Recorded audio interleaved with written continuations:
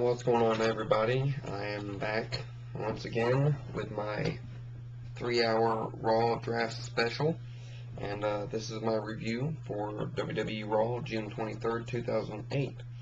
Now, my original plan was to do this video with my buddy Dylan, but I didn't get to do that, but they did it like they did last year with the whoever wins the match for whichever brand gets the pick. So Triple H versus Mark Henry was our first match. Had a feeling Triple H was going to win, but this was a interesting choice of opponents, if you want to say that. So Triple H wins. Raw gets their first draft pick, and it is Rey Mysterio. So that was kind of interesting first pick for Raw. Now it's going to be kind of interesting to see what they do with him on Raw. Maybe we could have maybe throw him in the Intercontinental title picture. Who knows, So we'll just have to wait and see. Then we have our first backstage segment after this, seeing Triple H and Rey Mysterio. Triple H is welcoming Rey to the brand, and Sting comes in and interrupts, and they just get into an argument. Triple H basically says, this is personal, and I don't need your help. So our next match is Hornswoggle and Finlay versus Santino Marella and Carlito. And of course, Hornswoggle and Finlay representing SmackDown. Santino and Carlito representing Raw, and Finlay and Hornswoggle pick up the victory, which brings us to SmackDown's first pick, the rainbow-haired warrior, Jeff Hardy. Wow. So, we might see Jeff Hardy get a world title run over here now. Who knows? But, actually, I take that back, because if you don't know the draft picks, well, I'll leave it at that. So, our next match after this is Hardcore Holly and Cody Rhodes representing Raw versus Chavo Guerrero, Bam Neely representing ECW.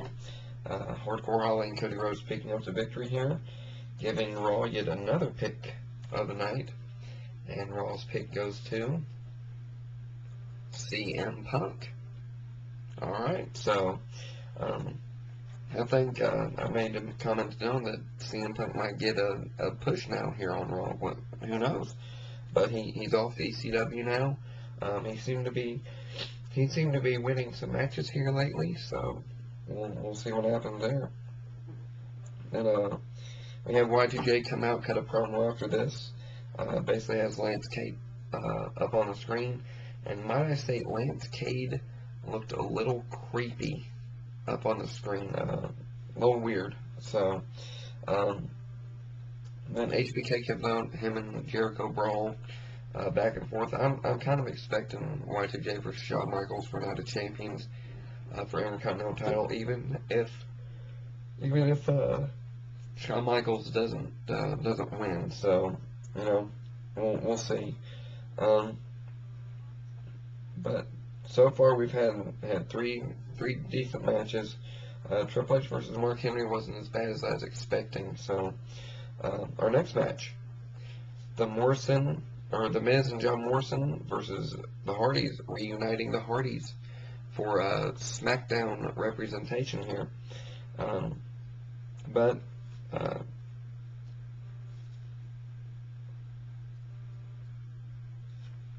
I just realized something. Morrison and Miz. Oh, they're on ECW.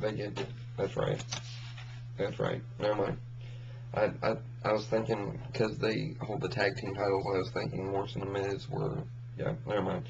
Morrison and Miz picked up the victory here for ECW, and ECW gets their one and only draft pick of the night, Matt Hardy, the U.S. champion Matt Hardy. So that Hardy's reunion didn't last very long. But I'll tell you what, ECW kind of got hosed this year because they only got one draft pick, and I don't believe they did a supplemental draft today or after the show last night, so we'll see. Our next match, Melina and Mickie James, representing Raw versus Victoria and Natalia, and I was thankful because I was actually going to get to see some actual women's wrestling, because four good wrestlers in this match, and it was a match to whichever brand won got an announcer pick, or a ring announcer, or a color commentator, which it ended in a double disqualification, so both brands got a pick. And I am very mixed emotions. I'm sad and I'm angry all at the same time, because JR goes to SmackDown, Michael Cole comes to Raw. What are you thinking, WWE? Doing that? What are you? Ugh.